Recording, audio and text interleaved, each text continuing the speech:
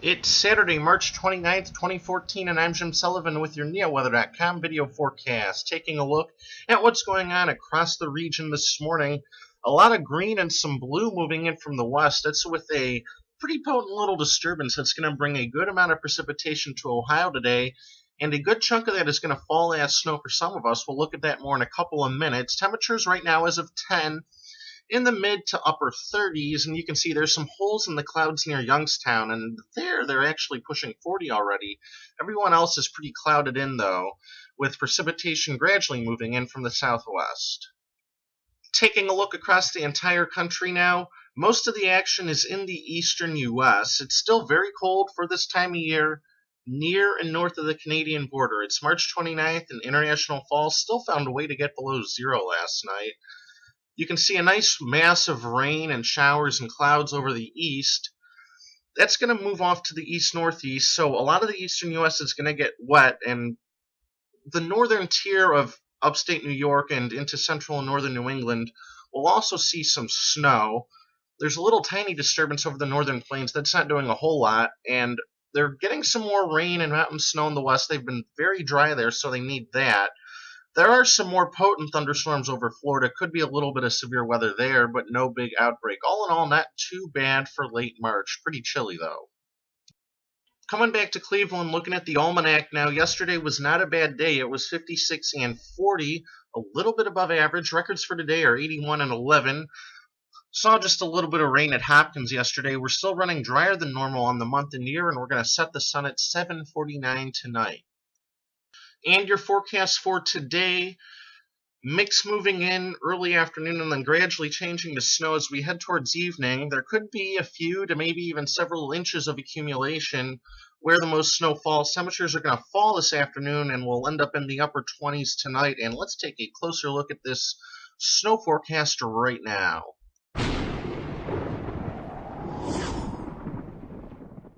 All right, first let's take kind of a big picture synopsis of what this system is going to do. Low pressure, here's the circle of the pressure lines or isobars. That's low pressure, tracking well to our southeast. So we're on the cold side of the system, and we're going to get a good dose of precipitation later. There's pretty good agreement on that. And then everything sort of jumps to the east coast tonight. Now, the big question will be, where does the heaviest precipitation fall in northern Ohio, and where is it cold enough for snow? Let's take a closer look in now. All right, so let's take a closer look in at what the temperatures could do. You can see we have the color fill, that's temperatures at the ground, and then we have a blue line. That's the freezing line a few thousand feet up. So basically you need both of these values to be right at or below freezing to get snow to hit the ground. And here we are at 11 o'clock. You can see in the green areas where temperatures are modeled to be near 40, which is reasonable. Now, as we head into the early afternoon, you can see that starts to change. Temperatures start slowly falling, and you can see some specks of dark blue showing up here. That's where surface temperatures are modeled to go below freezing as the precipitation moves in.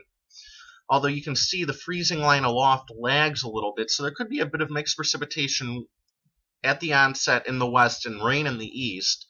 And as we head through the afternoon, everything slowly changes to snow from northwest to southeast. Here we are at 5 o'clock. Looks like Cleveland will be snow by 5, but Akron, Youngstown might still be a mix or even all rain. And you can see the rain-snow line is just going to very slowly progress south as we head through the evening. There could be a little mixed precip around the changeover, maybe a little sleet or freezing rain. You can see the air at the surface is cooling a little quicker than the air aloft, at least on this model, which indicates maybe a little bit of freezing rain or sleet for a couple hours. Finally, as we head towards late evening, the rain-snow line collapses to the southeast quickly, but you can see it's going to be a slow transition from rain to snow east of Cleveland, so there could be a pretty sharp difference in accumulations across the area. Now, with those temperatures in mind, I'm going to show you the radar again one more time, and then we'll talk accumulations. All right, so moving ahead into this afternoon, you can see precipitation spreading in, starting as rain in the east, and maybe a mix in the west. I left the freezing line aloft on so you can sort of track it. You can see areas west of Cleveland and along the immediate lakeshore change to snow quicker, and there could be some pretty good bursts of precipitation this afternoon. So in areas where it's cool enough for snow And where it comes down hard, there could be a good accumulation in a rather short period of time. Now, once you get farther southeast of Cleveland, like Akron, Youngstown, Canton, Dover, Columbiana, you can see by the time it changes to snow, the precipitation is clearing out. This model really hangs precipitation back well into the night, which I think is overdone a little bit, but you get the gist. Best shot for heavy precipitation when it's cold enough for snow. Right along the lake and west of Cleveland, farther southeast, it'll be a shorter period of snow, meaning less accumulations. So here's the thinking: 3 to locally 6 inches, and a narrow stripe from the higher terrain near Mansfield and Ashland, northeast along the lake shore, and then quickly dropping off as you head farther southeast. And again, it's going to be a very narrow swath of heavy snow. These spring snowstorms are very fickle. It depends a lot on getting heavy snow and getting cold temperatures this time of year. So in areas where it doesn't snow quite as hard, there could be drastically less. So if there's a narrow band of snow across the area, that could really cause some erratic snow totals, and it's definitely possible, but this is our best guess.